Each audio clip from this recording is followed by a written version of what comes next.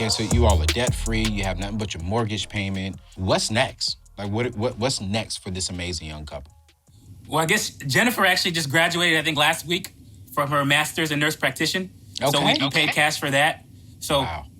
the money about to level up a little bit more now. So so that 160 going control. Go up, bro. Yeah, it's going to go a little bit up. Yeah. So we're hoping, again, we can pay off, the house here in about 2-3 years. Okay. But really, it's like, we just want to help. We want to serve. I mean, I'm starting to use a little bit of wisdom when it comes to giving. I've noticed in the past, I've given people money to pay off their credit card. And I'm like, that was not God telling me to help someone pay their credit card off. Because I've noticed that sometimes when you're trying to move, upward financially, like it's the undisciplined that expect the discipline to help them out.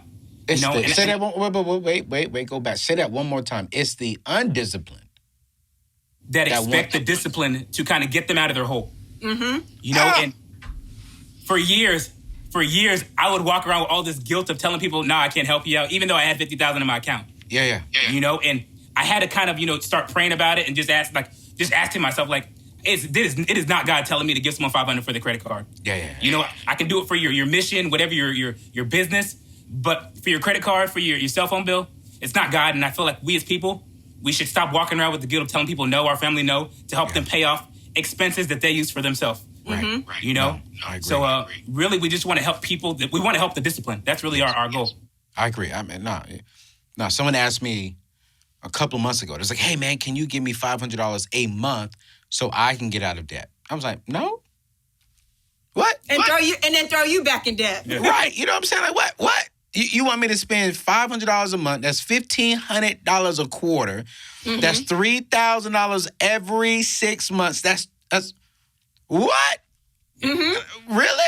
That doesn't make sense. Yeah. You know what I'm saying? And they would rather inconvenience you to do so rather than to go pick up and grind. Go drive Uber. Get a restaurant side hustle. Whatever you need to do. But it's easier to just ask somebody rather than to get uncomfortable to knock out your debt. Because we all have to do it. Yeah. We all have to get uncomfortable to do what we don't feel like doing. But eventually it's worthwhile. Yeah. And I got bad news. For most people, if someone's ever came up to you and asked for $500, they probably asked about 3 or 4 other people and got $500 from them as well. So that's the bad part of also giving money, is because typically you ain't the only person they came to. Yes. Yeah. So a lot of times they end up winning. They may end up paying other things or just having more cash on them. But I started realizing when I'd give someone money, they're like, "Oh yeah, homie came to me too." Mm-hmm. And I'm like, "Did you give him money?" Like, yeah. I'm like, he got us. He got us. Last and question. And then 3 months later, they still in that same predicament. Ain't no debt and paid nothing. Man, listen, you ain't got to worry about me. They ain't getting no money out of me. Listen, I help the discipline. If your lights get cut off for some odd reason, I help you get your lights cut off. But I'm gonna make sure you take Financial Peace University. Like I'm going to make sure that I help you with your immediate need, but serve your long-term need. That's my goal. And so I feel you on that. Think about this question. I really want you to think about this. 10 years, where is this couple at? In 10 years from today, y'all will be 39, 40. Where are you guys financially? Where are you as a family? What are you doing?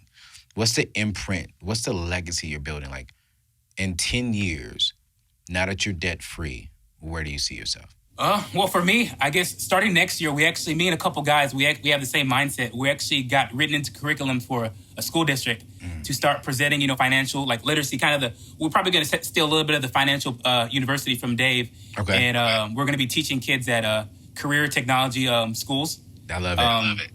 Kind of how to understand, because we're doing it at a low socioeconomic a district. And one of the crazy things we found out is that 25% of people that have financial problems tend to ask the people around them, okay? Mm-hmm. But in lower socioeconomic, areas, 90% of them are poor. So they're getting advice from people that are poor.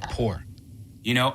And so we really want to be able to, I never had that guy in my life that really poured down that thing.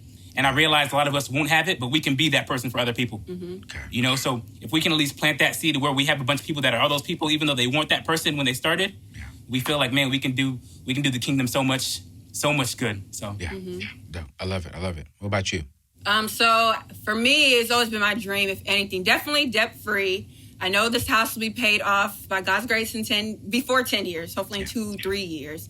But I want my kids to be involved in all that we're doing. So I want to teach them the principles of, being stewards of their finances and everything, but to also put them on game as far as, with whatever you have, you're held responsible for this. But ultimately, this is for the kingdom of God. Ooh. So what your investments here on earth, you're investing in heaven. So when I'm investing and giving to a ministry here, ultimately, I'm turning that investment to my ministry in heaven. Because it doesn't end here. We can get so caught up and be so earthly minded on our riches and possessions here. But you got to remember that, hey, life is just a breath. It's, it's thin. You're going to one day meet your maker.